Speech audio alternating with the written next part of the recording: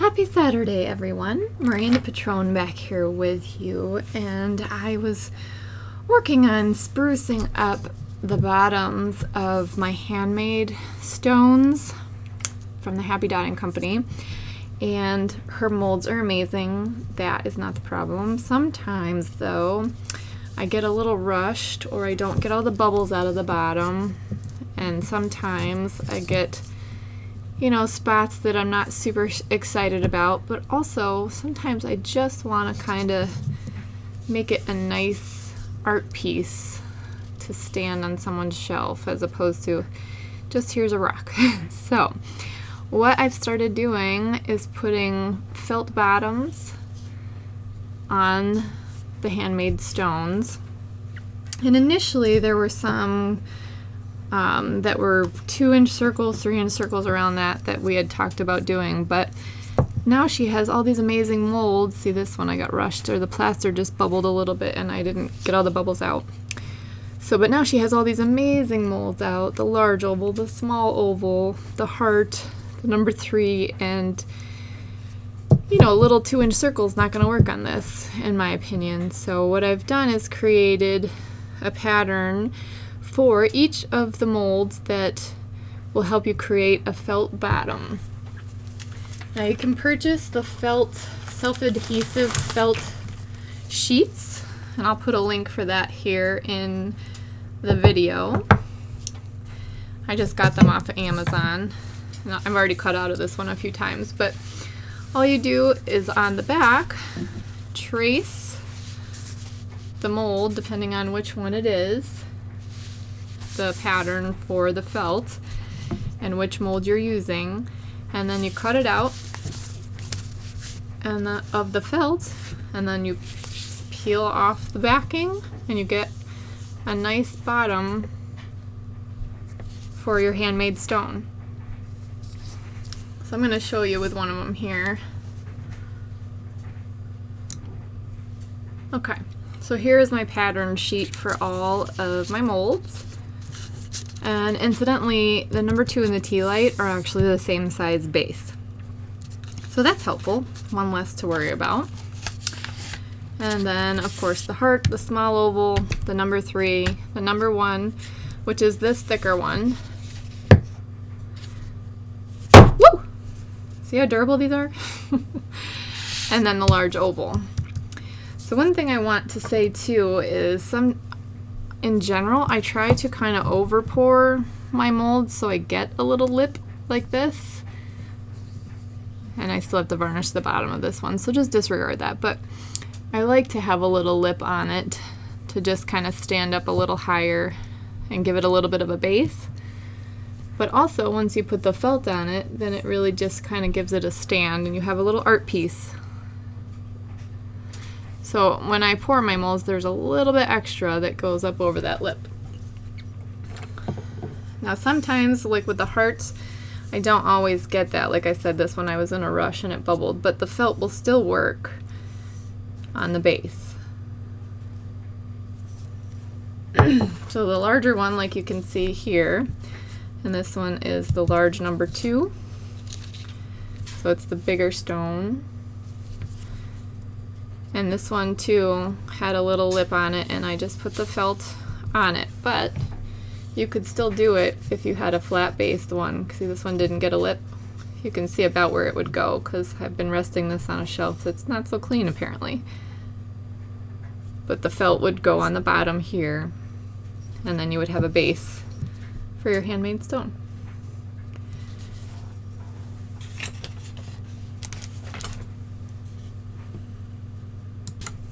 Alright, so I'm going to do one for my heart today, which would be this one here.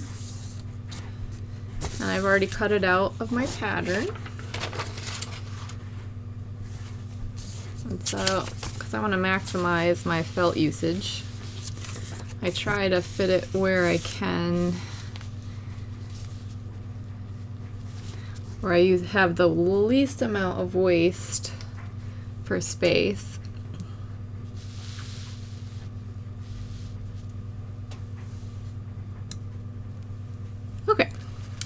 So I just take a mechanical pencil or any pencil.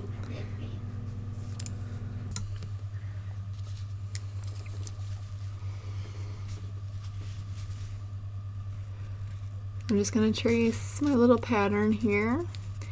And you could print yours out on cardstock and then you'll have a nice thicker stencil. But this, you know, the paper doesn't work as great to use as a stencil. So if you get the pattern, you can just print it on cardstock from your printer, and when you cut them out, you'll have a little bit of a stiffer, this is cardstock, so it's a little bit thicker.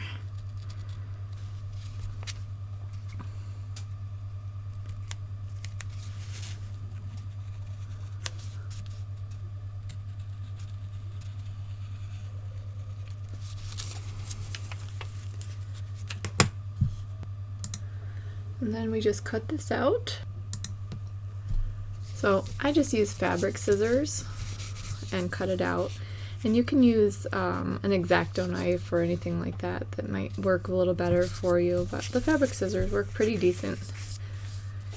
And then you just peel this backing off, because it's the self-adhesive felt, like that. And we have our sweet little heart here.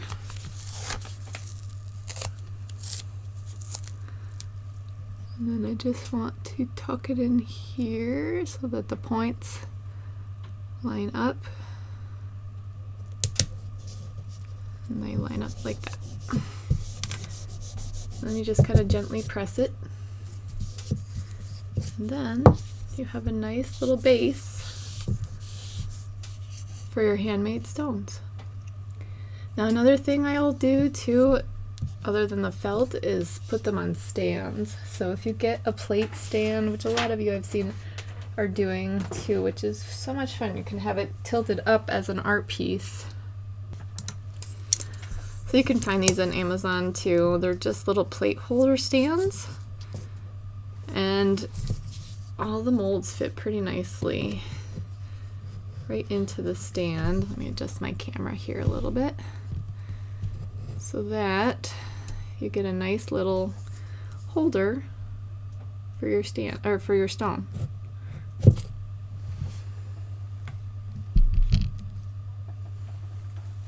So just some thoughts on how you can use your handmade stones. A lot of people ask, well, what do you do with painted stones? Well, they're pieces of art. You should display them. They're amazing. Alright, so like I said, I have them for all the molds. I didn't show the large oval here, but I have them for that as well on here, right here.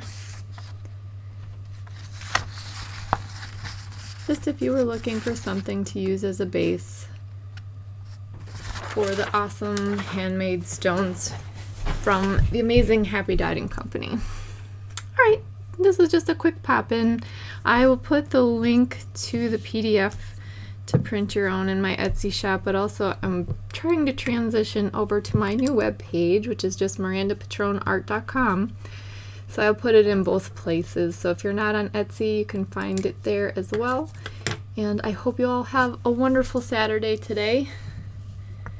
And I look forward to hearing from you all soon.